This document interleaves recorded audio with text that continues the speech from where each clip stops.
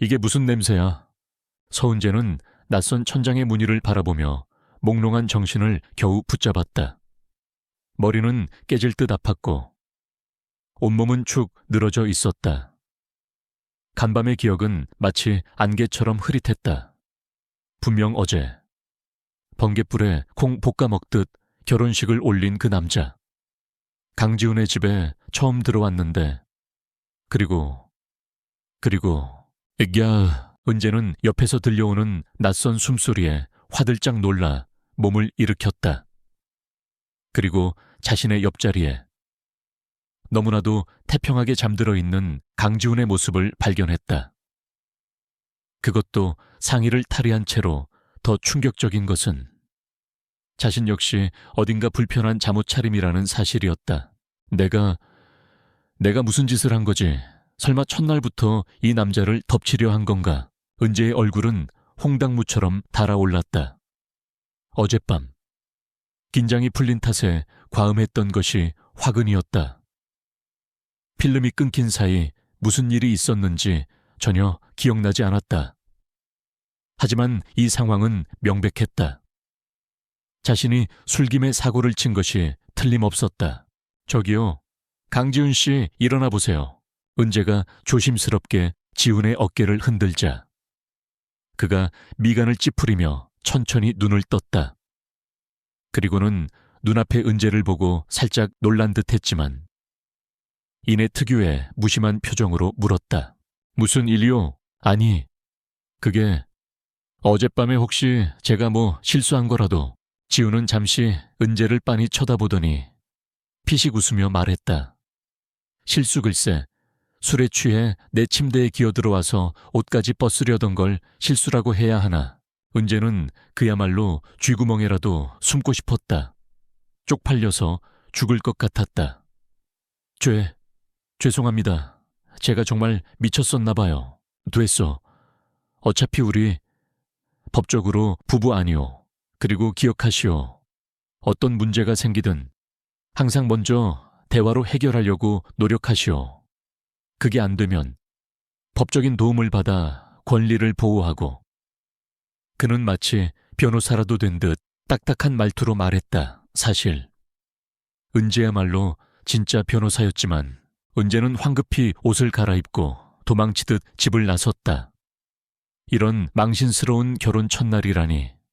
앞으로 이 남자와 어떻게 한 집에서 산단 말인가. 복잡한 마음을 달래려 공원을 찾은 은재는 때 아닌 소동에 휘말렸다. 한 무리의 아주머니들이 시끄러운 음악을 틀어놓고 광장 한가운데를 점령한 채 춤을 추고 있었는데 그 과정에서 한 할머니와 시비가 붙은 것이었다. 아니, 이 양반이 길 막고 뭐 하는 거야. 시끄러워 죽겠네. 여보시오들, 여기가 당신들 땅이요. 공공장소에서 이게 무슨 행패요. 공공장소 여기가 어딘 줄 알고. 강남 한복판이야. 당신 같은 거짓 깽깽이들이 함부로 드나들 곳이 아니라고. 당장 꺼지지 못해. 험악한 분위기 속에서 덩치 큰 아주머니 하나가 할머니를 거칠게 밀쳤고 할머니는 그대로 바닥에 넘어지고 말았다. 어머 할머니, 괜찮으세요? 은재는 반사적으로 달려가 할머니를 부축했다. 그리고는 분노에 찬 눈으로 아주머니들을 쏘아보았다. 지금 뭐 하시는 겁니까? 대한민국 공공질서 관리법 제43조에 따르면 누구든 폭력이나 위협으로 타인의 신체에 해를 가할 수 없습니다. 할머니를 밀친 행위는 명백한 폭행죄에 해당하며 저는 지금 즉시 할머니를 대신하여 손해배상을 청구할 수 있습니다. 배상하지 않으시면 법적 처벌을 면치 못할 겁니다. 은재의 또렷하고 단호한 말투에 아주머니들은 순간 당황한 기색을 보였다. 뭐라고? 이 젊은 것이 어디서 법 타령이야. 저는 변호사입니다. 필요하시다면 할머님께 무료 법률 지원을 해드릴 수 있습니다. 변호사 아주머니들의 기세가 한풀 꺾였다. 아이고, 우리가 아까는 좀 과했네. 미안해요. 할머니, 정말 미안합니다. 아주머니들은 슬금슬금 자리를 피했고 할머니는 은재의 손을 잡으며 연신 고맙다고 말했다. 아가씨, 정말 고맙네. 아가씨 아니었으면 내가 오늘 봉변을 당할 뻔했어.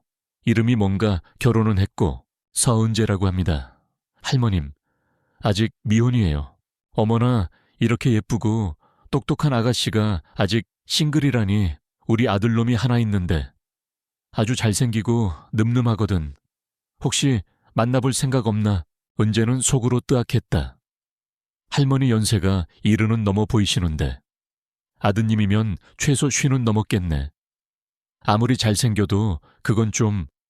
은재 아가씨, 아주 정의롭고 마음씨도 곱고 딱 내 며느리감이야.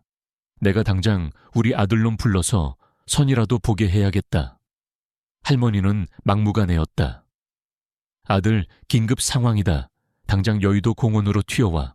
할머니의 다급한 전화에 얼마 지나지 않아 고급 세단 한 대가 공원 입구에 멈춰 섰고 차에서 내린 남자는 다름 아닌 강지훈이었다. 은재는 자신의 눈을 의심했다. 어머니, 또 무슨 일이십니까? 지훈의 목소리에는 짜증이 가득했다. 어머머, 아드님이 쉬는커녕 30도 안 돼 보이시는데요. 엄청 잘생기셨네. 은재는 자신도 모르게 감탄사를 내뱉었다. 우리 아들, 내가 40에 낳은 늦둥이야. 지금 딱 30인데 아직도 장가를 못 가서 내 속을 이렇게 태운다니까. 할머니는 지훈을 은재 앞에 세우고는 만족스러운 미소를 지었다. 어떠냐? 은재 아가씨 이만하면 신랑감으로 괜찮지. 어머니, 제가 몇 번을 말씀드립니까? 저는 결혼 안 한다고요. 그리고 이분은 또 누굽니까? 지훈은 어이없다는 표정으로 은재를 쏘아보았다. 시끄럽다. 내 의견은 중요하지 않아. 은재 아가씨는 대한민국 최고 로펌의 수석 변호사감이야.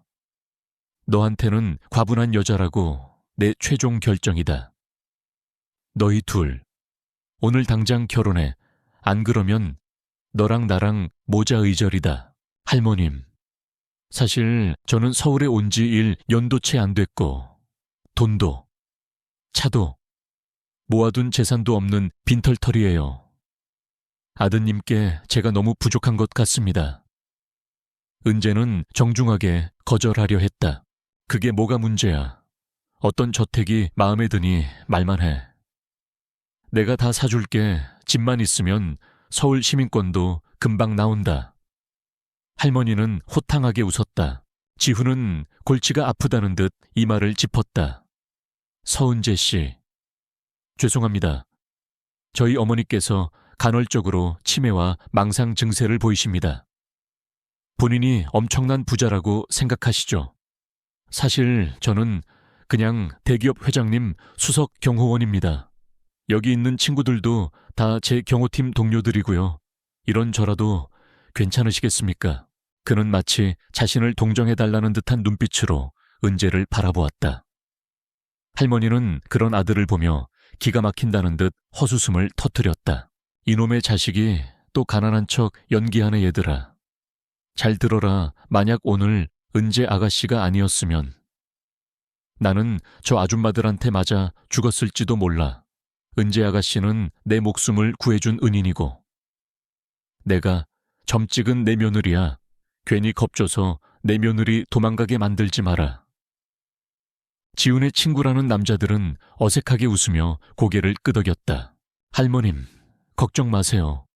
저는 돈 보고 사람 만나는 그런 속물 아닙니다. 은재는 빙긋 웃으며 말했다. 그리고는 지훈을 향해 당당하게 조건을 내걸었다. 결혼하죠. 대신 중고 신혼집 마련할 돈 3억 원만 주시면 돼요. 등기는 반드시 제 단독 명의로 하고요. 집이 있어야 서울 시민권을 얻어서 이 로펌에서 계속 일할 수 있거든요. 지훈은 속으로 쾌재를 불렀다. 역시나 돈 때문이었군. 내 어머니한테 접근한 것도 다 계획적이었어. 3억 30억이라도 주겠소. 당장 갑시다. 혼인신고하러. 그렇게 서은재는 생면부지의 남자. 그것도 자신을 경멸하는 듯한 남자와 번갯불에 콩 볶듯 결혼하게 되었다. 오직 서울에서의 안정적인 직장 생활과 꿈을 위해서. 그녀의 파란만장한 결혼 생활은 그렇게 어이없이 시작되고 있었다. 혼인신고라는 엄청난 사건을 치르고 강지훈의 집으로 돌아온 다음 날 아침. 서은재는 여전히 어젯밤의 황당함에서 헤어나오지 못하고 있었다. 법적으로 부부가 되었지만 이 남자와는 그 어떤 감정적 교류도 없었다. 아니, 오히려 서로를 향한 불신과 경계심만이 가득했다. 좁은 빌라. 강지훈이 경호원 월급으로 마련했을 이 집에서 그녀는 한동안 신세를 져야 했다. 은재는 새벽 일찍 눈을 떴다. 간밤의 소파에서 쪽잠을 잔 강지훈은 아직 거실에서 자고 있는 듯했다. 그녀는 조심스럽게 욕실로 가 출근 준비를 시작했다. 오늘은 정말 회사에서 잘릴지도 모른다는 생각에 마음이 무거웠다. 어제 그렇게 큰 소리를 치고 나왔으니 신미래 팀장이 가만히 있지 않을 터였다. 하지만 이제 그녀에게는 서울 시민 배우자라는 강력한 무기가 생겼다. 혼인 증명서와 필요한 서류들을 다시 한번 확인하며 은재는 마음을 다잡았다. 일찍 일어났군. 거실로 나오자. 어느새 잠이 깬 강지훈이 헝클어진 머리를 한 채 소파에 앉아 있었다. 그의 표정은 여전히 무심했다. 내일 출근해야죠. 아침은 됐어요. 회사 가서 간단히 먹을게요. 그러든가. 짧은 대화 후 또다시 어색한 침묵이 흘렀다. 은재가 현관으로 향하자 지훈이 그녀를 따라 나섰다. 회사까지 태워다 주겠어. 아니요. 괜찮습니다. 어제도 말씀드렸지만 어머니 성화에 시달리기 싫다면 그냥 타는 게 좋을 거요. 그의 말에는 반박할 수 없는 강압적인 힘이 실려 있었다. 결국 은재는 다시 한번 그의 낡아 보이는 국산차 조수석에 앉았다. 차가 출발하려던 순간 지훈이 갑자기 몸을 은재 쪽으로 기울였다. 은재는 깜짝 놀라 숨을 멈췄다. 그의 얼굴이 바로 코앞까지 다가왔다. 설마 이 남자 지금 뭘 하려는 거지? 안전벨트. 지훈은 무심하게 은재의 안전벨트를 채워주고는 다시 운전석에 제대로 앉았다. 그 과정에서 그의 손등이 은재의 어깨를 살짝 스우쳤고 짧은 순간이었지만 그의 숨결이 그녀의 뺨에 와닿았다. 은재는 얼굴이 확 달아오르는 것을 느꼈다. 별일 아니었지만 심장이 멋대로 두근거렸다. 뭘 그렇게 놀라는 거요. 내가 잡아먹기라도 할까봐. 지훈이 피식 웃으며 말했다. 그 웃음이 왠지 모르게 얄미웠다. 신우 법무법인 건물 앞에 도착하자 은재는 도망치듯 차에서 내렸다. 오늘 저녁은 집에서 먹을 거요. 장 봐서 들어오도록. 지훈은 창문을 내리고는 일방적으로 통보하듯 말했다. 제가 왜요? 부부잔소 번갈아 가면서 밥하는 게 그렇게 이상한 일인가? 그는 당연하다는 듯 어깨를 으쓱하고는 차를 몰고 사라졌다. 은재는 어이가 없었다.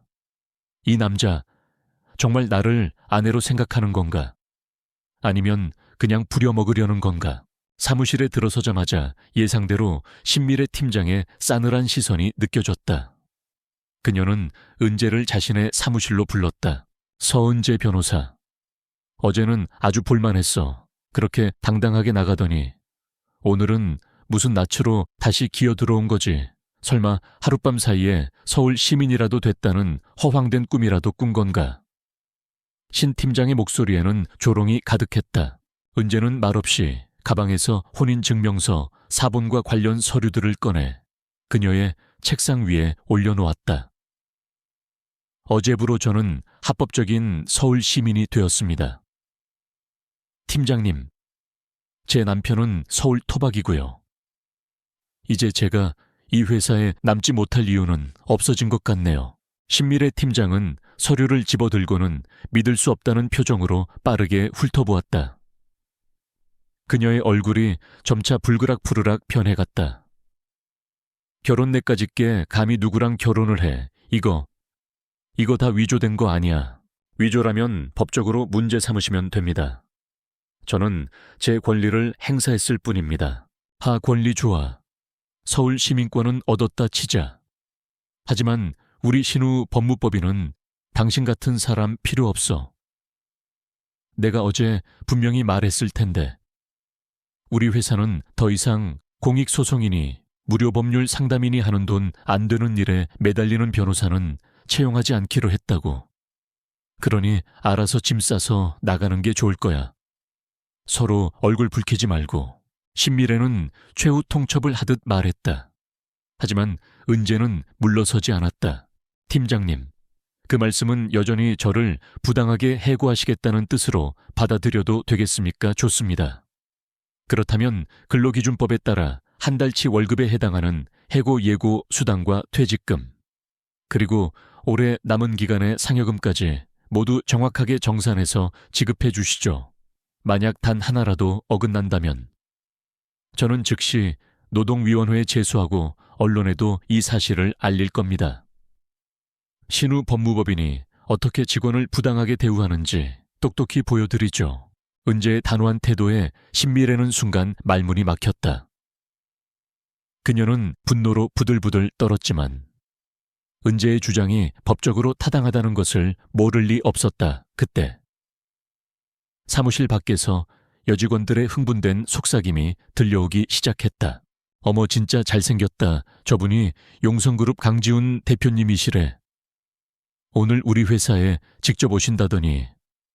정말이네. 실물이 훨씬 멋있다. 듣자 하니 대표님 어머님이 예전에 우리 로펌 변호사 도움을 크게 받으셔서 오늘 직접 감사 인사를 하러 오신 거래. 그 변호사가 누구일까? 완전 로또 맞은 거 아니야. 혹시 알아?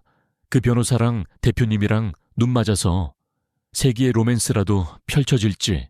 드라마보다 더 드라마 같은 일이 우리 회사에서 일어날 수도 있다니까. 여직원들의 수대 신미래의 귀가 번쩍 뜨였다. 강지훈 대표, 용성그룹의 그 젊고 유능한 CEO가 왜 여기에, 그녀는 본능적으로 이것이 절호의 기회임을 직감했다. 만약 강 대표에게 좋은 인상을 심어줄 수만 있다면 자신의 커리어는 날개를 달게 될 것이었다. 세호 은재, 내까짓 게 감히 나한테 너는 여기서 끝이야. 신미래는 은재에게 경고를 날리고는 황급히 사무실을 나섰다. 잠시 후 요란한 발소리와 함께 신미래가 한 남자를 대동하고 자신의 사무실로 돌아왔다. 그 남자는 바로 서은재의 가난한 경호원 남편 강지훈이었다. 하지만 지금 그의 모습은 어제와는 완전히 달랐다. 최고급 맞춤 정장에 완벽하게 세팅된 헤어스타일, 그리고 온몸에서 뿜어져 나오는 범접할 수 없는 아우라까지. 그는 그야말로 한 기업을 이끄는 수장의 위용을 고스란히 드러내고 있었다. 은재는 심장이 멎는 듯했다. 이게 대체 무슨 상황이지? 강지훈이 왜 저런 모습으로? 신미래 팀장과 함께 여기에 있는 거지. 대표님, 이렇게 직접 찾아주시니 몸 둘 바를 모르겠습니다. 저희 어머님께 베풀어 주신 은혜 평생 잊지 않겠습니다. 강지훈은 신미래에게 정중하게 고개를 숙였다. 그의 목소리 또한 어제와는 달리 깊고 부드러웠다. 아닙니다. 대표님, 저희가 마땅히 해야 할 일을 했을 뿐입니다. 혹시 어머님을 도와드렸던 변호사를 직접 만나보시겠습니까? 저희 팀의 에이스입니다. 신미래는 아양을 떨며 말했다. 강지훈은 사무실 안을 한번 쓱 둘러보더니 은재를 발견하고는 마치 처음 보는 사람처럼 물었다. 혹시 저분이 그 변호사이신가요? 신미래는 속으로 쾌재를 불렀다. 됐다, 강지훈 대표가 서은재에게 관심을 보인다. 이 기회에 서은재를 완전히 매장시켜 버려야지. 아, 저 직원은 서은재 변호사라고 합니다만 아직 경력이 일천하여 대표님 어머님 같은 귀한 분을 도울 만한 실력은 못 됩니다. 아마 대표님께서 사람을 잘못 보신 듯합니다. 제가 바로 대표님 어머님께 법률 자문을 해드렸던. 그때 강지훈의 휴대폰 벨이 울렸다. 그는 잠시 양해를 구하고 전화를 받았다. 통화 내용은 은재에게도 희미하게 들려왔다. 어머니, 네, 지금 신우 법무법인입니다. 네, 서은재 변호사를 찾으셨다고요. 어머님이 직접요. 네, 바로 옆에 있습니다. 잠시 바꿔드릴까요? 강지훈은 은재에게 휴대폰을 건네며 말했다. 저희 어머님이신데 급하게 찾으시는군요. 받아보시죠. 은재는 얼떨떨한 표정으로 전화를 받았다. 수화기 너머에서는 어제 만났던, 이제는 자신의 시어머니가 된 박선희 여사의 쩌렁쩌렁한 목소리가 들려왔다. 아가 서은재, 너 지금 신우 법무법인 사무실에 있니? 마침 잘 됐구나. 내가 지금 그 앞으로 아주 중요한 서류를 하나 보냈는데. 우리 아들놈 시켜서 보냈으니 네가 좀 직접 받아주렴. 아주 중요한 거니까 반드시 내 손으로 받아야 한다. 알았지? 전화를 끊은 은재는 멍하니 강지훈을 바라보았다. 강지훈은 회심의 미소를 지으며 그녀에게 두툼한 서류 봉투 하나를 건넸다. 그리고는 신미래 팀장을 비롯한 사무실의 모든 직원들이 들으라는 듯 크고 명확한 목소리로 말했다. 은재 변호사, 저희 어머님께서 당신께 각별히 전해드리라는 서류입니다. 지금 바로 확인해 보시죠. 은재가 떨리는 손으로 봉투를 열자 그 안에서는 2개의 문서가 나왔다. 하나는 용성그룹 법무팀 수석고문 변호사 임명장, 서은재 귀하라고 적힌 화려한 임명장이었고, 다른 하나는 신우 법무법인 대표이사 귀하.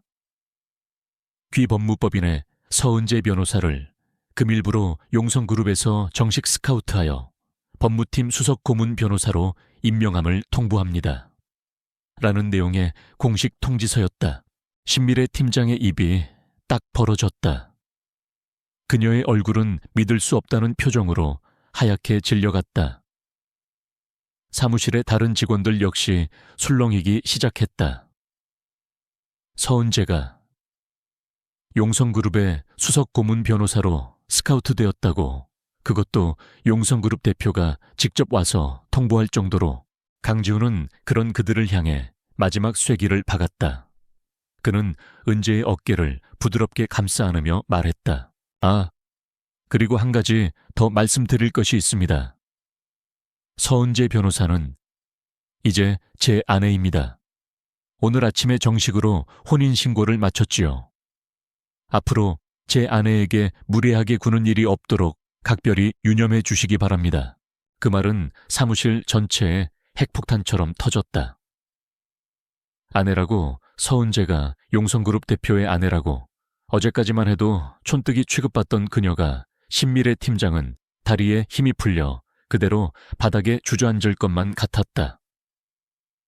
은재 역시 이 모든 상황이 도무지 현실 같지가 않았다. 하루아침에 대한민국 최고 그룹 대표의 아내이자 그 그룹의 수석 고문 변호사가 되다니. 그녀의 인생은 그야말로 한 편의 드라마처럼 경랑 속으로 빠져들고 있었다. 알겠습니다. 이어서 총 3을 작성하겠습니다. 이전 장에서 강지훈의 정체가 밝혀지고 서은재가 용성그룹 수석 고문 변호사로 스카우트되는 상황이 펼쳐졌죠. 이번 장에서는 그 이후의 상황과 새로운 갈등, 그리고 두 사람의 관계 변화에 초점을 맞추겠습니다. Chuông Mang Kichvashtran, Okongtailwat, và Buokngoat Moi.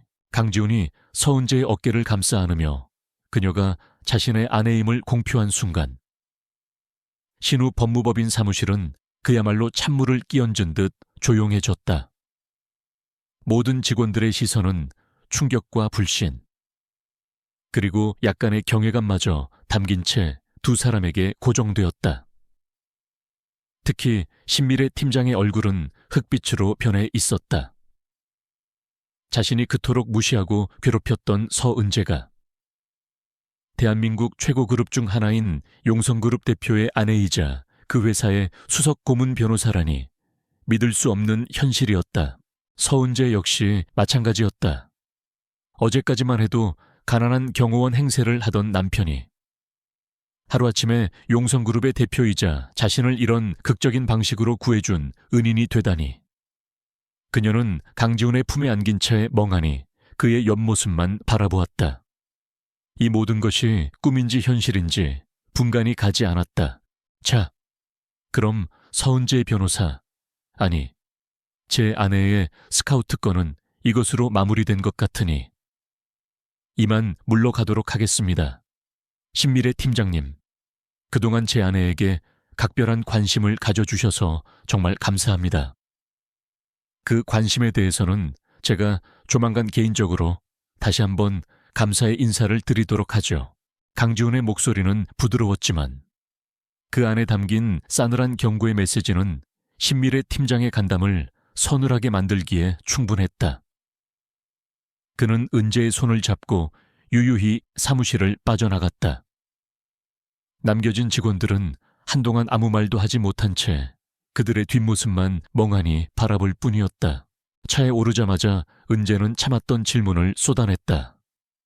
대체 이게 다 어떻게 된 거예요, 당신? 정말 용성그룹 대표예요. 그럼 어제 그 차는 뭐고? 그 경호원 행세는 또 뭐였는데요? 강지훈은 운전대를 잡은 채 피식 웃었다. 질문이 너무 많군. 하나씩 답해주지. 그래, 나 용성그룹 대표 강지훈 맞소. 어제 그 차는 가끔 기분 전환 삼아 타는 세컨드카 같은 거고. 경호원 행세는 글쎄, 일종의 연극이었다고 해둡시다. 당신이라는 사람이 어떤 사람인지 좀 더 가까이에서 알고 싶었거든. 우리 어머니가 하도 극찬을 하기에 나를 시험했다는 거예요. 은재의 목소리가 차갑게 가라앉았다. 기만당했다는 생각에 불쾌감이 치밀어 올랐다. 시험이라기보다는 관찰이라고 해두죠, 당신. 생각보다 훨씬 재미있는 사람이더군. 특히 어제 공원에서 그 아줌마들 혼쭐 낼 때는 아주 인상적이었소. 변호사답게 법조항을 줄줄 읊는데 보통 내기가 아니라고 생각했지. 그래서 나랑 결혼까지 한 거예요. 어머니 성화에 못 이기는 척하면서 나를 당신 소나기에 넣고 마음대로 주무르려고. 그렇게까지 말할 필요는 없잖소. 어쨌든 결과적으로 당신은 신우 법무법인에서 나왔고 용성그룹 수석고문 변호사라는 더 좋은 자리를 얻었으니 손해본 건 없는 것 같은데. 지훈은 뻔뻔하게 대꾸했다. 은재는 할 말을 잃었다. 이 남자의 속을 도무지 알 수가 없었다. 그가 자신에게 호의를 베푸는 것인지 아니면 더 큰 음모를 꾸미고 있는 것인지. 그때 지훈의 휴대폰으로 박선희 여사에게서 전화가 걸려왔다. 지훈은 스피커폰으로 전화를 받았다. 아들 일은 잘 처리됐느냐, 우리 은재. 이제 그 거지 같은 로펌에서 해방된 거지. 네. 어머니, 방금 신우 법무법인에 가서 서은재 씨 스카우트 통보하고 오는 길입니다. 그리고 어머니께서 어제 공원에서 말씀하셨던 그 포상금 건도 처리하고 왔습니다. 포상금 그게 무슨 소리냐? 박 여사의 목소리가 의아하게 변했다. 어제 공원에서 은재 씨가 어머님을 도와드렸던 일 말입니다. 어머님께서 그 용감한 시민에게 100만 위안의 포상금을 주시겠다고 하지 않으셨습니까? 그래서 제가 신우 법무법인에 그 뜻을 전달하고 어머님을 도운 진짜 주인공이 서은재 씨임을 확실히 밝히고 왔습니다. 아니, 이놈의 자식이 내가 언제 100만 위안씩이나 준다고 했어. 그냥 좋은 사람 있으면 밥이나 한 끼 사주려고 했지. 어허, 어머니, 이미 엎질러진 물입니다. 그리고 그 신미래라는 팀장이 자기가 어머님을 도왔다고 거짓말까지 하면서 은재 씨 공을 가로채려 하더군요. 제가 가만히 있을 수 있었겠습니까? 그 되바라진 것이 감히 내 은인을 사칭해. 당장 그 로펌에 전화해서 그 여자 목을 잘라버려야겠다. 박 여사는 불같이 화를 냈다. 은재는 두 사람의 대화를 들으며 어안이 벙벙했다. 자신도 모르는 사이에 100만 위안의 포상금 주인공이 되었고 강지훈은 신미래 팀장에게 복수까지 해준 셈이었다. 이 남자. 대체 정체가 뭘까? 전화를 끊은 지우는 은재를 보며 씩 웃었다. 자, 이제 당신은 백만장자가 된 거요. 그리고 신우 법무법인에서 당신을 괴롭힐 사람도 없어졌고, 나한테 고맙다는 말이라도 해야 하는 거 아니요. 고맙긴 하지만 당신 멋대로 내 인생을 좌지우지하는 건 사양하겠어요. 그리고 그 돈, 저는 받을 생각 없어요. 왜 당신 돈 필요하다면서 중고집 살 돈 3억 원 때문에 나랑 결혼까지 한 거 아니었나? 그건 제 힘으로 벌고 싶어요. 당신 도움 없이요. 은재는 단호하게 말했다. 그녀는 더 이상 누구에게도 휘둘리고 싶지 않았다. 지우는 그런 은재를 흥미롭다는 듯 바라보았다. 좋소. 당신 뜻이 그렇다면. 하지만 용성그룹 수석 고문 변호사 자리는 받아들이는 게 좋을 거요. 당신 능력에 맞는 자리니까. 그리고 앞으로 우리 관계에 대해서도 다시 한번 생각해 봅시다. 이왕 이렇게 부부가 된 거, 서로에게 좀 더 솔직해질 필요가 있지 않겠소? 그의 갑작스러운 제안에 은재는 혼란스러웠다. 솔직해지자고 이 남자를 믿어도 되는 걸까? 그녀의 마음속에 또다시 수많은 물음표가 떠올랐다. 하지만 한 가지는 분명했다. 그녀의 인생은 이제 이전과는 완전히 다른 국면으로 접어들고 있었다. 좋든 싫든 그녀는 강지훈이라는 남자와 그리고 용성그룹이라는 거대한 세상과 정면으로 마주해야 했다. 며칠 뒤 서은재는 정식으로 용성그룹 법무팀 수석 고문 변호사로 첫 출근을 했다. 그녀의 사무실은 최고층에 위치한 대표이사실 바로 옆에 마련되어 있었다. 모든 것이 낯설고 어색했지만 동시에 새로운 도전과 기회에 대한 설렘도 느껴졌다. 서은재 변호사님, 앞으로 잘 부탁드립니다. 저는 대표님 비서실 소속 조 비서라고 합니다. 깔끔한 용모의 조 비서가 그녀에게 정중하게 인사했다. 내리 조 비서님, 저도 잘 부탁드립니다. 조 비서는 은재에게 회사 내부 시스템과 주요 업무들에 대해 간략하게 설명해 주었다. 그리고 마지막으로 의미심장한 미소를 지으며 덧붙였다. 대표님께서 특별히 지시하신 사항입니다. 서 변호사님의 모든 업무는 대표님께 직접 보고해 주시고 외부 활동 시에는 항상 저와 동행해 주셔야 합니다. 그리고 대표님께서 서 변호사님께 개인적으로 드릴 말씀이 있다고 오늘 저녁 식사를 함께 하자고 전해달라고 하셨습니다. 저녁 식사 강지훈이 또 무슨 꿍꿍이일까? 은재는 긴장감과 함께 알 수 없는 호기심을 느꼈다. 그녀의 새로운 삶은 이제 막 예측할 수 없는 방향으로 흘러가기 시작하고 있었다.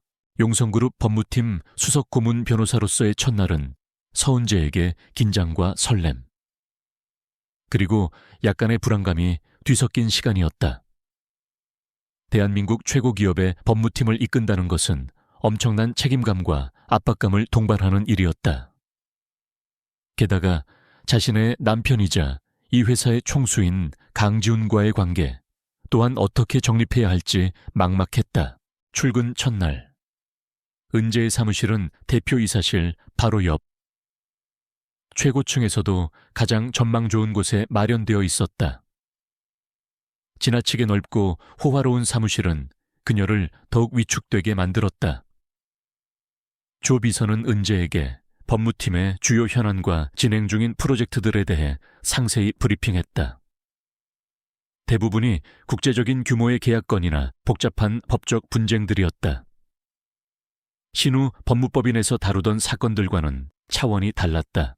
SEO 변호사님, 대표님께서 오늘 저녁 식사를 함께 하자고 하셨습니다. 어제 미처 못다한 이야기가 있으시다고요? 조 비서가 브리핑을 마치며 덧붙였다. 은재는 잠시 망설였다. 강지훈과의 저녁 식사라니 어색하고 불편한 자리가 될 것이 뻔했다. 하지만 그의 초대를 거절할 수도 없는 노릇이었다. 알겠습니다. 대표님께 감사하다고 전해주세요.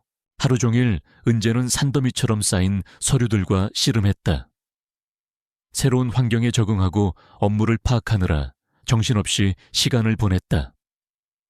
법무팀 직원들은 그녀의 갑작스러운 등장과 파격적인 직위에 대해 수군거리는 듯 했지만 대놓고 그녀에게 반감을 드러내지는 않았다. 아마도 강지훈 대표의 아내라는 사실이 암묵적인 방어막이 되어주고 있는지도 몰랐다. 그러던 중 법무팀의 김 선배라는 사람이 은재에게 다가와 살갑게 말을 걸었다. 그는 사법연수원 동기들 사이에서도 바람둥이로 유명한 인물이었다. 사은재 변호사님, 첫 출근 축하드립니다. 혹시 오늘 저녁에 시간 괜찮으시면 저희 팀원들과 간단하게 환영회라도. 김 선배는 느끼한 미소를 지으며 은재의 손을 잡으려 했다. 은재는 재빨리 그의 손을 피하며 정중하지만 단호하게 말했다. 죄송합니다. 김 변호사님, 오늘 저녁에는 선약이 있어서요. 마음만 감사히 받겠습니다. 김 선배는 잠시 머쓱한 표정을 지었지만 이내 능글맞게 웃으며 물러섰다.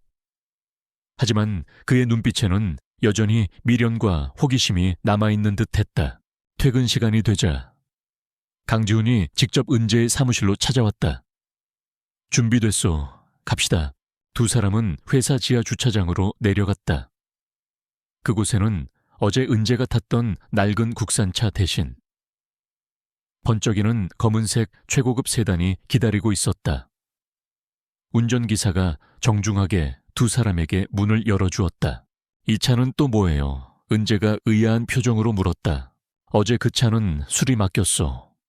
당분간 이 차를 이용해야 할 것 같군.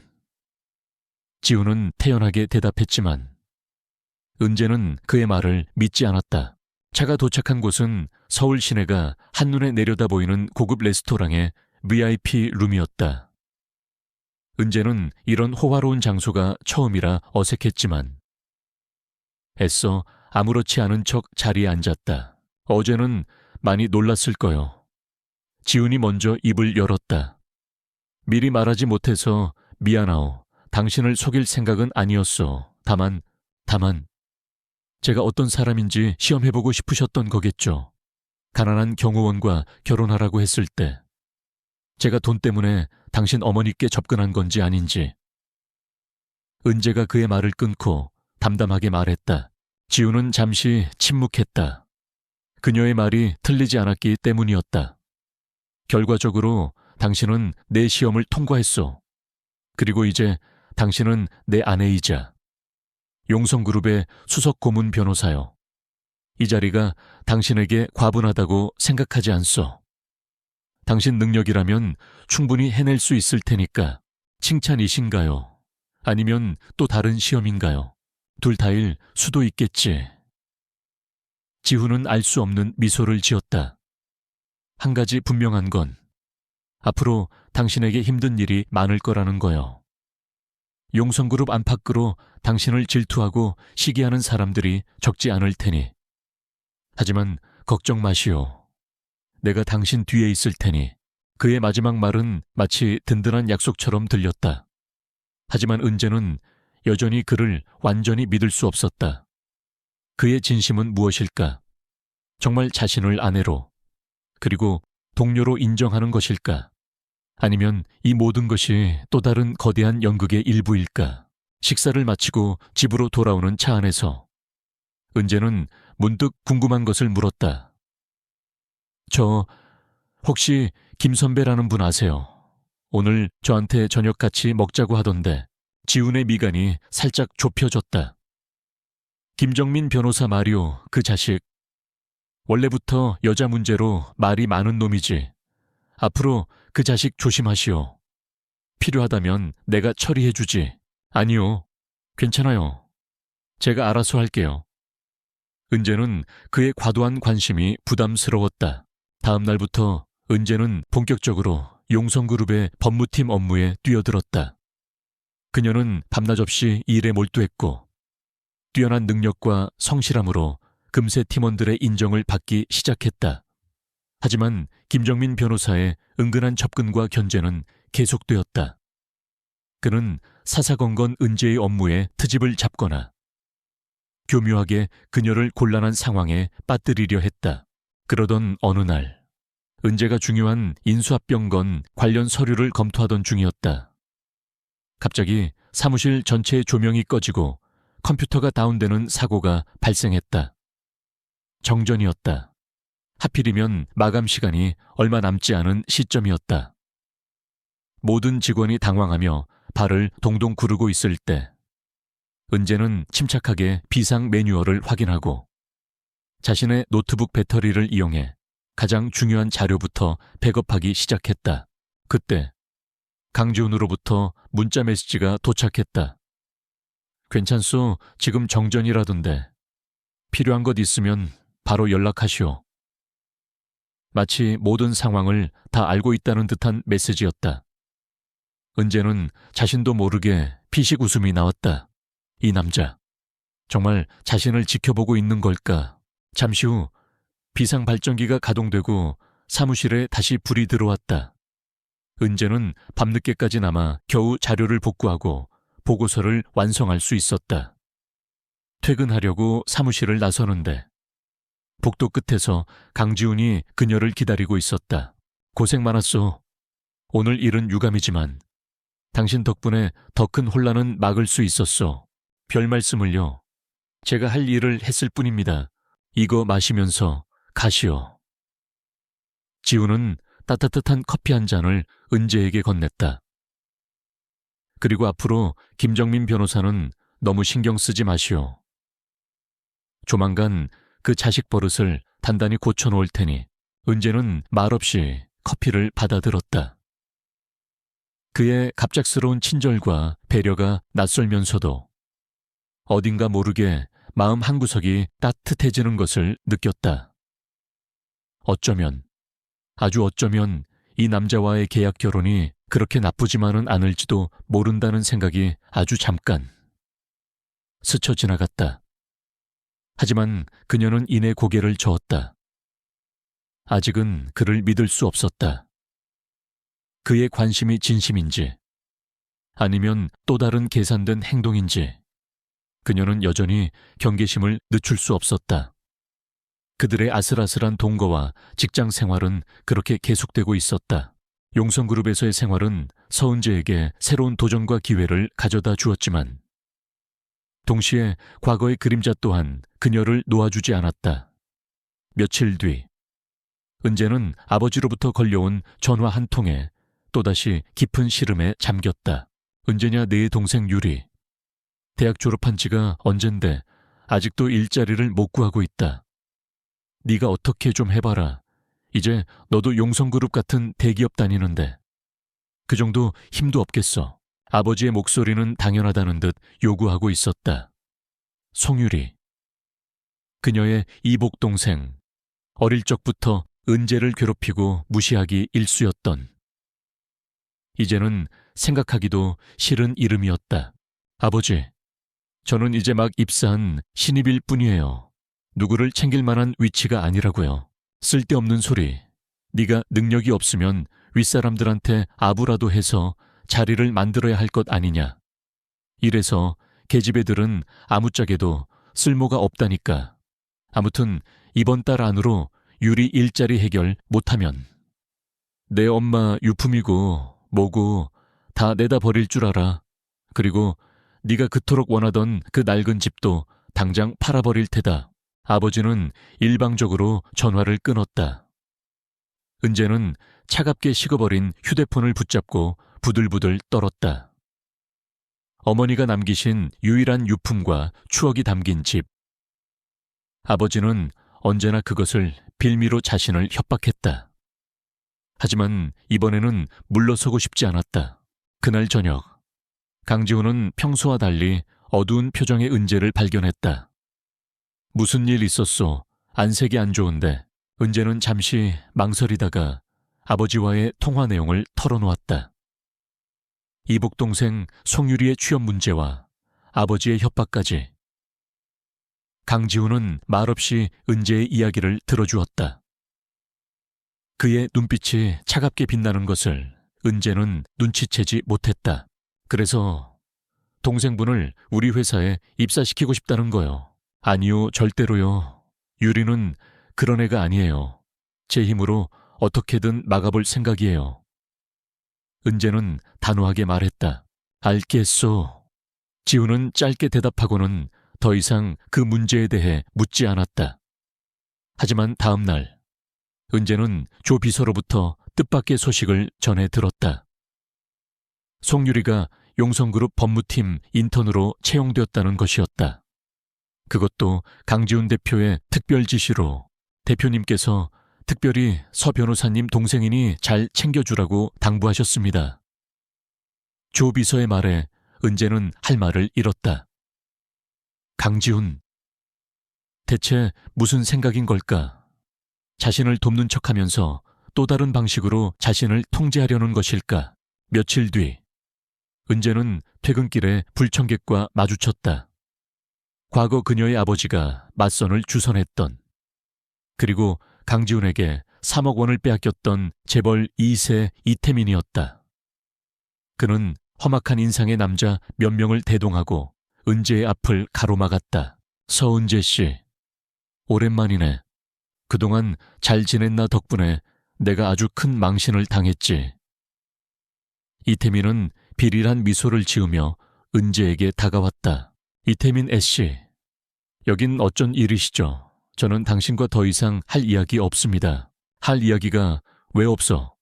내 아버지가 나한테 네 결혼 지참금으로 3억을 뜯어갔는데 너는 하루아침에 다른 놈이랑 결혼을 해. 이거 완전 사기 아니야. 그리고 네 남편이라는 작자. 어디 갔어? 그 자식 때문에 내가 얼마나 쪽팔렸는지 알아. 이태민은 분노의 찬 목소리로 소리쳤다. 은재는 그의 적반하장에 어이가 없었지만 지금은 그와 실랑이를 벌일 때가 아니었다. 그 돈은 당신이 제 아버지께 드린 거지. 제가 받은 게 아닙니다. 그리고 제 남편 일은 당신과 상관없으니 비켜주시죠. 상관없다고 오늘 내 그 잘난 남편인지 뭔지 하는 놈이 내 옆에 없다는 게 아주 다행인 줄 알아. 안 그랬으면 오늘 여기서 아주 끝장을 봤을 테니까. 하지만 괜찮아. 그놈이 없으면. 네가 대신 책임지면 되니까. 이태민의 눈빛이 음흉하게 빛났다. 그가 은재의 팔을 거칠게 잡아 끌려던 순간 어디선가 나타난 강지훈이 그의 손목을 강하게 낚아챘다. 내 아내에게서 손 떼시지. 지훈의 목소리는 얼음장처럼 차가웠고 그의 눈빛에서는 살기가 느껴졌다. 이태민은 갑작스러운 지훈의 등장과 그의 기세에 눌려 순간적으로 당황했다. 네오는 또 뭐야? 그때 그 경호원 나부랭이 아니야. 감히 내까지 게 아직도 서은재 옆에 붙어 있어. 경호원 글쎄, 오늘은 좀 다른 신분으로 당신을 상대해야 할 것 같군. 지훈은 이태민의 손목을 더욱 강하게 움켜쥐었다. 다시는 내 아내에게 접근하지 마시오. 만약 오늘 같은 일이 한 번 더 발생한다면 그때는 당신 팔 하나로 끝나지 않을 테니까. 이 자식이 너 지금 나 협박하는 거야. 우리 아버지가 누군지 알아. 태민건설 회장이야. 너 같은 놈 하나쯤은 태민건설이라. 지우는 의미심장한 미소를 지었다. 조 비서, 지금 당장 태민건설과의 모든 협력 관계를 중단시키고 업계 태민건설과 거래하는 기업은 용성그룹의 적이라는 메시지를 전달하도록, 그리고 이태민 씨 아버님께는 아들 교육 좀 제대로 시키시라고 정중하게 전해주게. 그렇지 않으면 조만간 그분 아들 없이 여생을 보내게 될지도 모른다고. 조 비서는 그림자처럼 나타나 지훈의 지시에 고개를 숙이고는 어디론가 전화를 걸기 시작했다. 이태민의 얼굴은 사색이 되었다. 용성그룹, 감히 자신이 상대할 수 있는 레벨이 아니었다. 아버지에게 이 사실이 알려지면 자신은 그야말로 끝장이었다. 잘못했습니다, 제가 큰 실수를 저질렀습니다, 제발 한 번만 용서해 주십시오. 다시는 서은재 씨 앞에 나타나지 않겠습니다. 이태민은 비굴하게 무릎을 꿇고 빌었다. 지우는 경멸스러운 눈빛으로 그를 내려다보고는 차갑게 말했다. 꺼져. 이태민과 그의 일행들은 쥐새끼처럼 달아났다. 은재는 이 모든 상황을 멍하니 지켜보고 있었다. 강지훈. 그는 정말 단순한 경호원이 아니었다. 용성그룹 대표라는 것도 사실이었고 그의 힘은 상상을 초월했다. 그가 자신을 보호해준 것은 고마웠지만 동시에 그의 이런 압도적인 힘이 두렵기도 했다. 괜찮소? 지훈이 은재를 향해 물었다. 그의 목소리는 언제 그랬냐는 듯 다시 부드러워져 있었다. 네, 고맙습니다. 앞으로는 이런 일이 생기면 즉시 나에게 연락하시오. 당신은 이제 혼자가 아니니까. 그의 말에 은재의 마음이 복잡하게 흔들렸다. 혼자가 아니라고 이 남자는 지금 자신에게 무엇을 바라는 것일까? 단순한 계약 관계를 넘어선 감정이라도 생긴 것일까? 아니면 이 또한 그의 계산된 행동일까? 집으로 돌아오는 길. 두 사람 사이에는 또다시 침묵이 흘렀다. 하지만 이전의 어색하고 불편한 침묵과는 조금 다른 느낌이었다. 은재는 창밖을 바라보며 생각했다. 강지훈이라는 남자. 그리고 그와의 이 기묘한 결혼 생활. 앞으로 또 어떤 일들이 자신을 기다리고 있을까? 한 가지 확실한 것은 그녀의 삶이 이제 걷잡을 수 없는 소용돌이 속으로 빠져들고 있다는 것이었다. 그리고 그 소용돌이의 중심에는 바로 강지훈이 있었다. 알겠습니다. 이어서 추억 육수물을 작성하겠습니다. 이 장에서는 서은재와 강지훈의 관계 발전과 함께 새로운 직장 내 갈등 요소인 임지환과 이복 동생 송유리의 음모가 시작되는 내용을 다루겠습니다. 또한 강지훈의 또 다른 모습인 용 대표에 대한 은재의 혼란도 그려질 것입니다. 추엉스세농 히올람 잔센 바틴 삼나이노 용성그룹 법무팀 수석 고문 변호사로서의 서은재의 일상은 바쁘게 흘러갔다. 그녀는 뛰어난 능력으로 빠르게 업무에 적응했고 팀원들의 신뢰도 얻기 시작했다. 강지훈과의 관계는 여전히 아슬아슬한 줄타기 같았지만 이전보다는 확실히 부드러워진 구석이 있었다. 그는 더 이상 그녀를 시험하려 들거나 차갑게 대하지 않았고 오히려 은근히 그녀를 챙기는 모습을 보이기도 했다. 물론 그 관심이 순수한 호의인지 아니면 또 다른 계산인지는 여전히 알 수 없었지만 어느 날 아침 출근 준비를 하던 은재에게 지훈이 불쑥 말을 걸었다. 오늘 저녁 시간 괜찮소? 어머니께서 당신과 함께 식사하고 싶어 하시는데 어머님이요? 갑자기 왜? 글쎄 당신이 보고 싶으신 모양이지. 그리고 나도 할 말이 좀 있고. 지훈은 무심한 척 말했지만 그의 귀끝이 살짝 붉어져 있는 것을 은재는 놓치지 않았다. 저녁 식사 자리에서 박선희 여사는 시종일관 은재를 살뜰히 챙겼다. 마치 친딸을 대하듯 다정한 모습이었다. 지훈 역시 평소와 달리 말이 많았고 가끔은 은재를 향해 부드러운 미소를 지어 보이기도 했다. 어색하지만 따뜻한 분위기 속에서 식사가 이어졌다. 은재는 이런 평범한 가족의 저녁 식사가 얼마만인지 가늠할 수 없었다. 가슴 한구석이 뭉클해지는 것을 느꼈다. 한편 법무팀에는 새로운 인물이 충원되었다. 임지환이라는 젊은 변호사였다. 그는 훤칠한 외모에 싹싹한 성격으로 금세팀에 적응하는 듯 보였지만 유독 은재에게 지나친 관심을 보였다. SU 변호사님, 혹시 주말에 시간 괜찮으시면 같이 영화라도. 서 변호사님, 제가 요즘 새로 생긴 맛집을 아는데 한번. 임지환은 틈만 나면 은재에게 다가와 사적인 약속을 잡으려 했고 은재는 매번 정중하게 거절하느라 진땀을 빼야 했다. 그의 관심이 부담스러웠지만 신입 동료에게 너무 매몰차게 대할 수도 없는 노릇이었다. 그러던 중 용성그룹에서 주최하는 법률 허점 개선 논문 공모전이 열렸다. 상금도 두둑했고 수상자에게는 파격적인 승진 기회까지 주어지는 법무팀 직원들에게는 놓칠 수 없는 기회였다. 은재 역시 밤낮 없이 논문 준비에 몰두했다. 그녀는 자신의 전문 분야인 기업법 관련하여 획기적인 아이디어를 구상하고 있었다. 그런데 이복동생 송유리가 법무팀 인턴으로 들어오면서부터 모든 것이 꼬이기 시작했다. 유리는 강지훈 대표의 특별 지시라는 배경을 믿고 아나무인으로 행동했고 사사건건 은재의 심기를 건드렸다. 언니, 요즘 논문 쓴다며 주제가 뭐야? 나도 한번 써볼까 하는데 아이디어 좀 공유해주면 안 돼. 유리는 뻔뻔하게 은재의 연구 자료를 넘겨다보며 말했다. 내 자료는 내가 알아서 할 테니 신경 쓰지 마. 그리고 회사에서는 공과 사를 구분했으면 좋겠구나. 은재는 차갑게 대꾸했지만 유리는 전혀 아랑곳하지 않았다. 며칠 뒤 은재는 자신이 작성 중이던 논문 초고의 핵심 아이디어와 상당 부분 유사한 내용의 보고서가 송유리의 이름으로 팀 내부 게시판에 올라온 것을 발견했다. 명백한 표절이었다.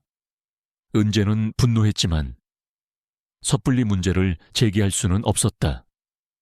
유리는 강지훈 대표의 특별 관심을 받는 인물이었고 자칫하면 자신이 불리한 상황에 놓일 수도 있었다. 은재는 고민 끝에 강지훈에게 이 사실을 털어놓기로 했다. 하지만 대표이사실에서 만난 그는 평소의 강지훈이 아니었다. 그는 용성그룹의 숨겨진 실세, 용 대표라는 이름으로 불리는 훨씬 더 냉철하고 카리스마 넘치는 모습이었다. 은재는 그가 강지훈과 동일 인물이라는 사실을 꿈에도 생각하지 못했다. 다만 목소리가 강지훈과 이상할 정도로 비슷하다고만 느꼈다. 무슨 일로 나를 보자고 한 거요? 서은재 변호사 용 대표. 즉 강지훈은 마치 은재를 처음 보는 사람처럼 차갑게 물었다. 그의 책상 위에는 은재가 제출한 논문 표절 의혹 관련 보고서가 놓여 있었다. 대표님, 송유리 인턴의 논문은 명백히 제 아이디어를 도용한 것입니다. 제 초고 원본과 비교해보시면 아실 수 있을 겁니다.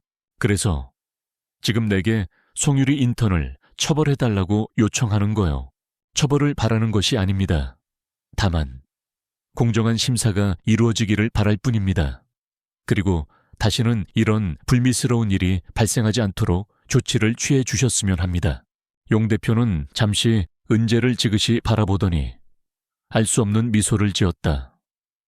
서 변호사, 당신은 생각보다 강단 있는 사람이군. 좋아, 이 문제는 내가 직접 처리하도록 하지. 하지만 명심하시오. 용성그룹은 능력 없는 사람은 용납하지 않소. 당신의 진짜 실력을 보여줄 기회를 주겠소. 만약 이번 공모전에서 당신이 송유리 인턴보다 뛰어난 결과를 내지 못한다면 그때는 당신도 이 자리를 보존하기 어려울 것이오. 그의 말은 냉정했지만 어딘가 모르게 은재에게 기회를 주는 듯한 느낌도 들었다. 은재는 그의 도전을 받아들이기로 했다. 사무실로 돌아온 은재는 송유리의 표절에 더욱 분노를 느끼며 논문 수정 작업에 박차를 가했다. 그녀는 밤샘도 마다하지 않고 연구에 몰두했다. 그런데 그날 밤 야근을 하던 은재에게 임지환이 다가왔다. CEO 변호사님, 아직 퇴근 안 하셨네요. 제가 뭐 도와드릴 일이라도. 그는 은근한 미소를 지으며 은재의 옆자리에 앉았다. 아니요, 괜찮습니다. 거의 다 끝나갑니다. 은재는 불편한 기색을 감추지 못했다. 너무 무리하지 마세요. 그러다 쓰러지시겠어요. 임지환은 마치 연인이라도 되는 것처럼 은재의 어깨에 손을 올리려 했다. 은재는 화들짝 놀라며 그의 손을 피했다. 임 변호사님, 이러지 마세요. 저는 임 변호사님께 그런 관심 없습니다. 제가 너무 성급했나요? 하지만 서 변호사님, 저는 진심입니다. 변호사님을 처음 본 순간부터 그만하세요. 은재는 단호하게 그의 말을 잘랐다. 저는 유부녀입니다. 제 남편을 사랑하고요. 그러니 더 이상 저에게 이런 무례한 행동은 삼가 주시길 바랍니다. 임지환의 얼굴이 순간 굳어졌다. 유부녀라고요? 그럴 리가. 그의 눈빛이 섬뜩하게 변하는 것을 은재는 보지 못했다. 그날 이후 임지환은 마치 다른 사람처럼 변했다. 그는 더 이상 은재에게 살갑게 굴지 않았고 오히려 그녀를 멀리서 감시하는 듯한 느낌을 주었다. 은재는 불길한 예감에 휩싸였지만 애써 무시하려 했다. 지금은 논문 공모전에만 집중해야 했다. 며칠 뒤 은재는 완성된 논문을 들고 다시 용 대표의 사무실을 찾았다. 그런데 그의 사무실에는 뜻밖에도 강지훈이 와 있었다. 그는 용 대표의 책상에 놓인 와인잔의 얼룩을 보고는 의아한 표정을 지었다. 와인 얼룩. 어디서 많이 본 것 같은데. 은재는 순간 가슴이 철렁 내려앉았다. 어제 자신이 실수로 용 대표의 바지에 와인을 쏟았던 기억이 떠올랐기 때문이었다. 강지훈의 바지에도 똑같은 위치에 와인 얼룩이 묻어 있었다. 설마 용 대표와 강지훈이 동일 인물이라고 말도 안 돼. 하지만 목소리도, 체격도, 그리고 이 와인 얼룩까지 모든 것이 너무나도 기묘하게 일치했다. 아니야, 내가 너무 예민한 거겠지. 우연의 일치일 거야. 은재는 애써 고개를 저었다. 하지만 한번 피어오른 의심의 씨앗은 맘몽고 이비오시 못키 잔 나이노 쿠 마답타타 용 대표. 아니 강지훈은 그런 은재의 혼란스러운 눈빛을 읽었는지 알 수 없는 미소를 지으며 말했다. 논문은 잘 봤소. 서 변호사. 당신의 열정과 능력이 돋보이는 훌륭한 결과물이더군. 기대해도 좋겠소. 그의 말은 칭찬이었지만 은재에게는 마치 모든 것을 꿰뚫어 보고 있다는 선언처럼 들렸다. 그녀의 마음속은 더욱 복잡하게 얽혀만 갔다. 강지훈, 그리고 용 대표. 두 사람의 관계는 무엇이며 자신은 지금 어떤 거대한 소용돌이 속에 휘말려 있는 것일까? 그리고 임지환의 섬뜩한 변화와 송유리의 표절 문제까지. 은재는 앞으로 닥쳐올 더 큰 시련을 예감하며 입술을 깨물었다. 알겠습니다. 이어서 총 치부를 작성하겠습니다. 이 장에서는 논문 표절 사건의 해결, 용 대표의 정체에 대한 서은재의 깊어지는 의심, 그리고 이태민과 그의 기업에 대한 강지훈의 방역이 중점적으로 다뤄질 것입니다. 총 7 안무, 론바 수닷비, 포이바이 못판, 용성그룹 법률 허점 개선 논문 공모전의 최종 심사 발표일. 강당은 긴장감과 기대감으로 가득 차 있었다. 서은재는 담담한 표정으로 앉아 있었지만 속으로는 만감이 교차했다. 송유리의 표절 행위가 과연 밝혀질 수 있을까? 그리고 용 대표는 정말 공정한 심판을 내려줄 것인가? 드디어 심사위원장이 무대에 올랐다. 그는 잠시 뜸을 들이다가 입을 열었다. 올해 논문 공모전 대상은 놀랍게도 2편의 공동수상이 결정되었습니다. 하지만 그중 한 편은 표절 사실이 확인되어 수상이 취소되었음을 알려드립니다. 장내가 술렁이기 시작했다. 송유리의 얼굴이 하얗게 질렸다. 심사위원장은 계속해서 말했다. 표절작을 제출한 송유리 인턴에 대해서는 그룹 차원에서 엄중한 징계를 내릴 것이며 향후 모든 용성그룹 자회사 및 협력사 채용에 영구적으로 제한을 받을 것입니다.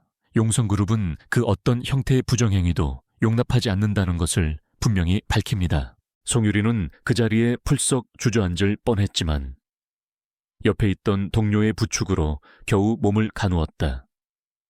그녀의 눈에는 도끼와 수치심이 가득했다. 그렇다면 올해의 진정한 대상 수상자는 법무팀의 서은재 수석 고문 변호사입니다. 축하드립니다. 은재는 자신의 이름이 불리자 깜짝 놀랐다. 그녀는 천천히 무대 위로 올라갔다. 눈부신 조명 아래 그녀는 당당하고 자신감 넘치는 모습이었다. 그때 강당 뒤편에서 용 대표가 박수를 치며 천천히 걸어 나왔다. 그는 은재에게 직접 상패와 꽃다발을 수여했다. 사은재 변호사, 당신의 뛰어난 통찰력과 정의로운 문제 제기에 깊은 감명을 받았소. 용성그룹은 당신 같은 인재를 얻게 된 것을 매우 기쁘게 생각하오. 용 대표의 목소리는 낮고 힘이 있었지만 은재는 그 목소리가 강지훈의 목소리와 너무나도 흡사하다고 다시 한번 느꼈다. 감사합니다.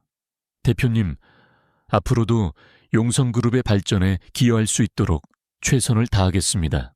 시상식이 끝나고 사무실로 돌아온 은재는 강지훈에게 전화를 걸었다. 여보세요? 강지훈 씨, 오늘 논문 공모전 결과 나왔어요. 제가 대상 받았어요. 알고 있어. 축하하오. 서은재 씨, 당신이라면 해낼 줄 알았지.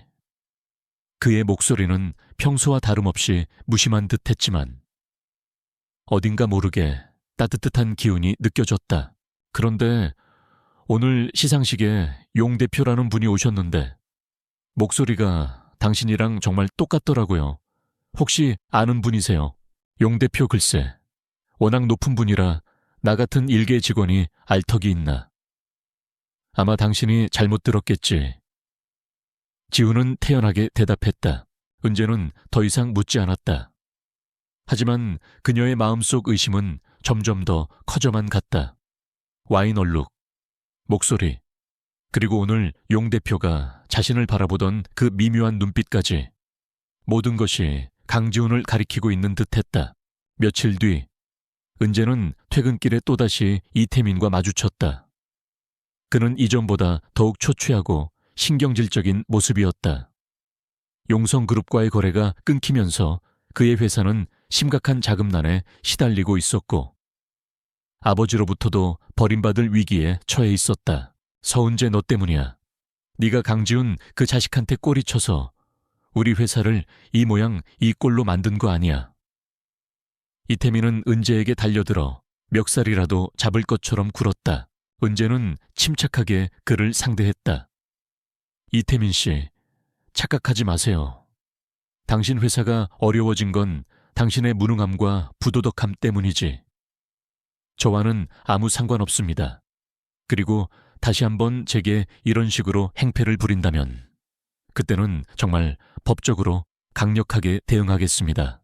법 흥돈이면 다 되는 세상이야. 강지훈 그놈도 결국 돈 많은 회장 아들 아니냐.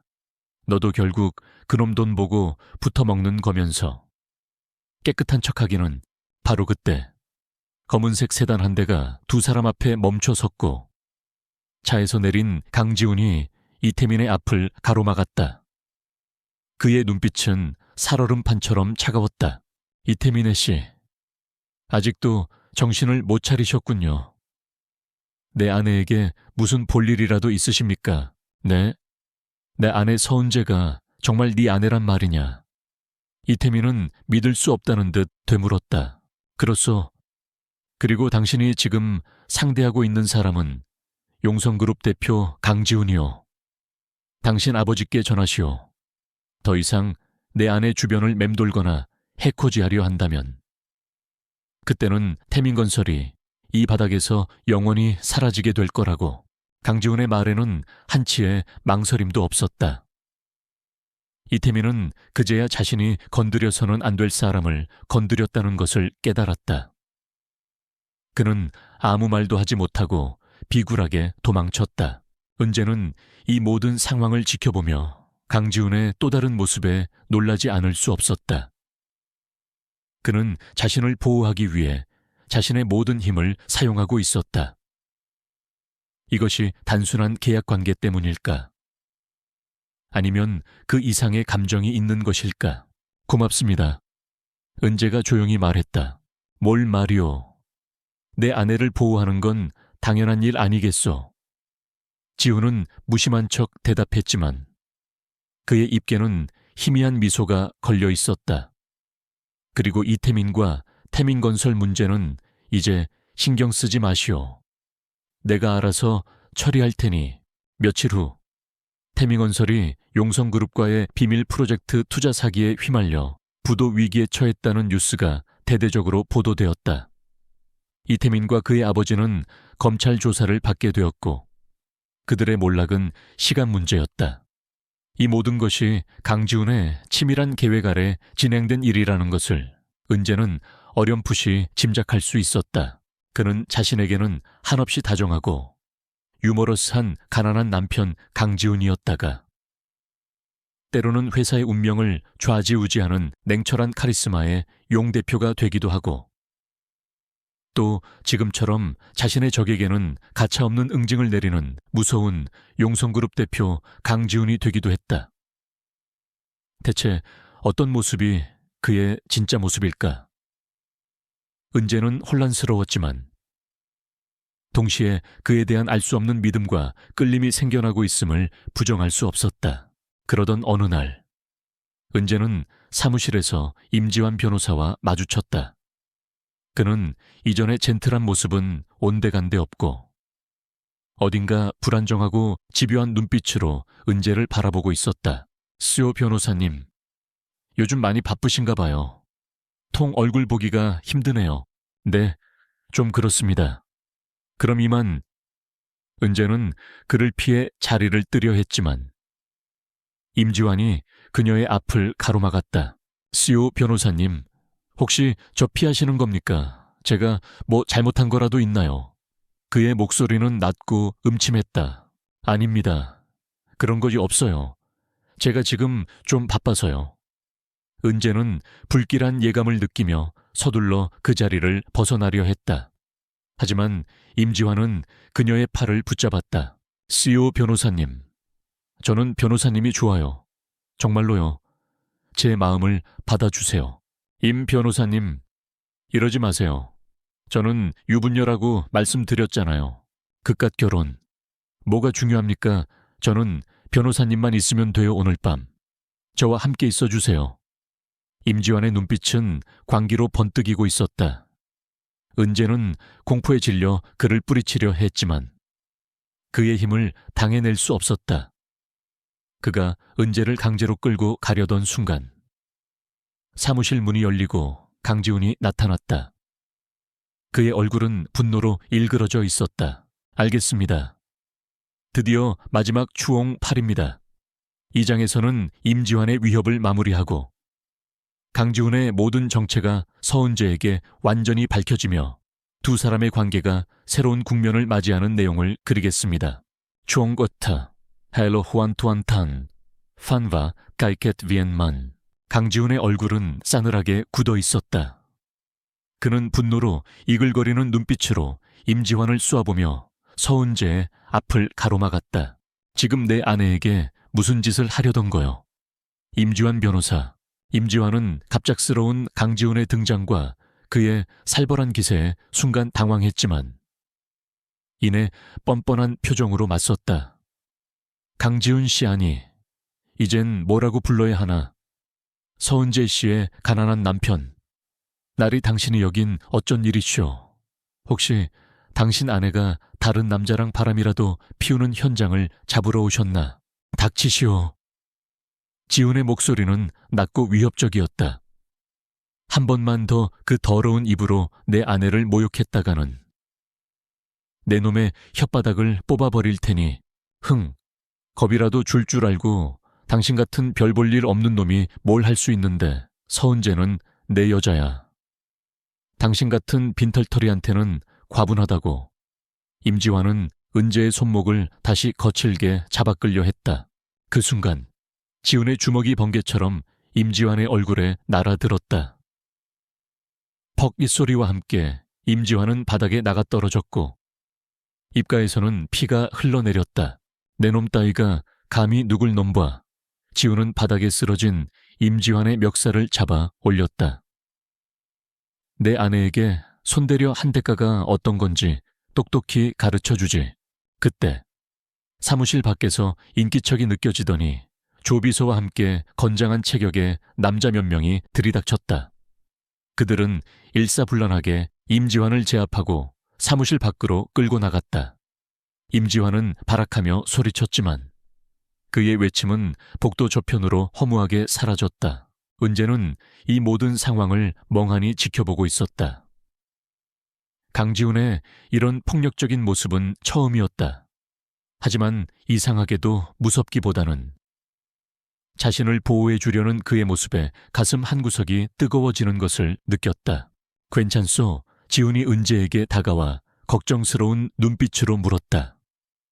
그의 눈에는 아까의 살벌함은 온데간데 없고 오직 은재를 향한 염려만이 가득했다.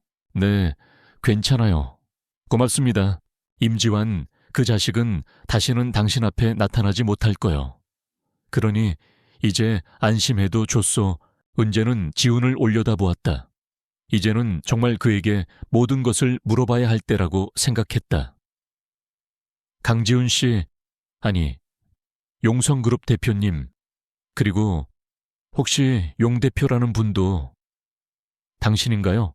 지훈은 잠시 침묵하더니 천천히 고개를 끄덕였다. 맞소.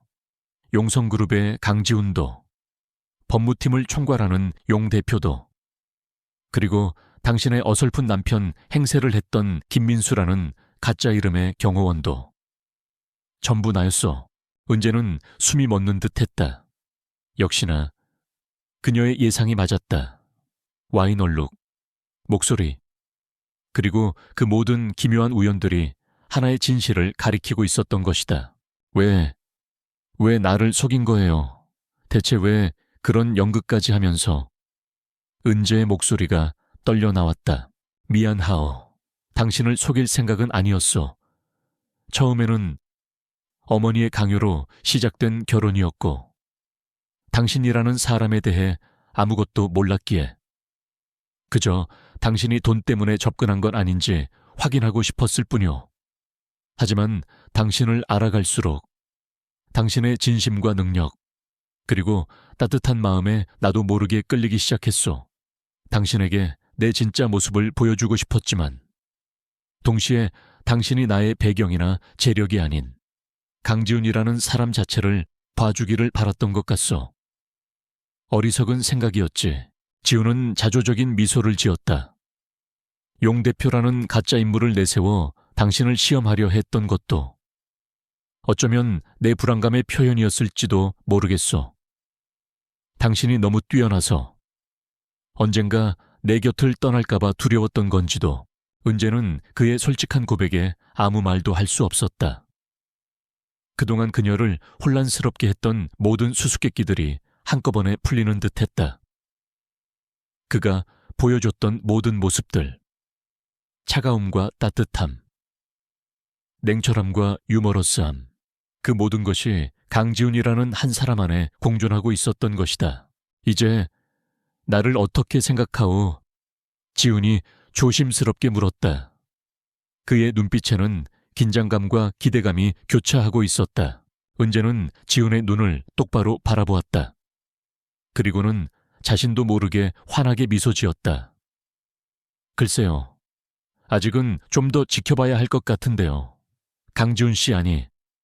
여보, 그녀의 마지막 말에 지훈의 얼굴에 놀라움과 함께 감격스러운 미소가 번졌다. 그가 그토록 듣고 싶었던 말이었다. 며칠 뒤 용성그룹의 전체 임원회의가 열렸다. 회의 말미.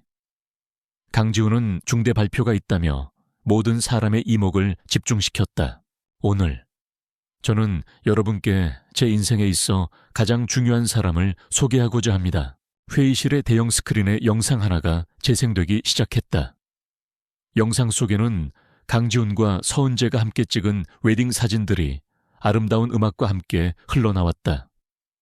평소에는 좀처럼 웃지 않던 냉철한 CEO 강지훈이 사진 속에서는 세상에서 가장 행복한 남자처럼 환하게 웃고 있었다. 그리고 그의 곁에는 눈부시게 아름다운 서은재가 수줍은 미소를 짓고 있었다. 영상이 끝나자 강지훈은 자리에서 일어나 은재의 손을 잡고 회의실 앞으로 나섰다. 여러분께 제 아내 서은재를 소개합니다. 그녀는 용성그룹 법무팀 수석고문 변호사이자 이제 저 강지훈의 유일한 사랑이자 평생의 동반자입니다. 임원들은 놀라움과 함께 뜨거운 박수를 보냈다. 강지훈이 이렇게 공개적으로 자신의 사생활을, 그것도 로맨틱한 방식으로 드러낼 줄은 아무도 예상하지 못했기 때문이었다. 그리고 한 가지 더 발표할 것이 있습니다. 강지훈이 말을 이었다. 사실 용성그룹의 최대 주주는 바로 제 아내 서은재입니다. 따라서 앞으로 여러분은 그녀를 서 대표님이라고 불러야 할 겁니다. 물론 저는 기꺼이 서 대표님의 남편 역할을 충실히 수행할 생각입니다. 그의 유머러스한 선언에 회의실은 또 한 번 웃음바다가 되었다. 은재는 얼굴이 빨개졌지만 지훈의 손을 더욱 꽉 잡았다. 그의 따뜻한 진심이 그녀의 마음속 깊은 곳까지 전해져 오는 듯했다. 그날 이후 강지훈과 서은재는 용성그룹 안팎에서 공식적인 부부이자 최고의 비즈니스 파트너로서 서로를 지지하고 아끼며 살아갔다. 때로는 티격태격 다투기도 하고 서로의 다른 모습에 놀라기도 했지만 그들의 사랑은 더욱 깊고 단단해져 갔다. 박선희 여사는 그 누구보다 두 사람의 행복을 기뻐하며 하루빨리 토실토실한 손주를 안겨달라고 성화를 부렸다.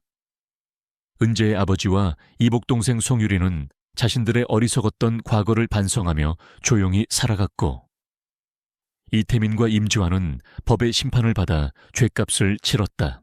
어느 주말 저녁, 은재와 지훈은 자신들의 집 거실 소파에 앉아 와인을 마시고 있었다. 창밖으로는 서울의 아름다운 야경이 펼쳐져 있었다. 정말 이렇게 행복해도 되는 걸까요? 은재가 조용히 속삭였다. 지훈은 그런 은재를 사랑스럽다는 듯 바라보며 그녀의 이마에 부드럽게 입을 맞추었다. 당연하오. 당신은 이 세상 누구보다 행복할 자격이 있으니까. 그리고 내가 평생 당신 곁에서 그 행복을 지켜줄 거요. 은재는 지훈의 품에 기댔다. 그의 심장 소리가 그녀의 귓가에 잔잔하게 울려 퍼졌다. 모든 오해와 갈등이 사라진 자리에는 서로를 향한 깊은 신뢰와 사랑만이 남아있었다.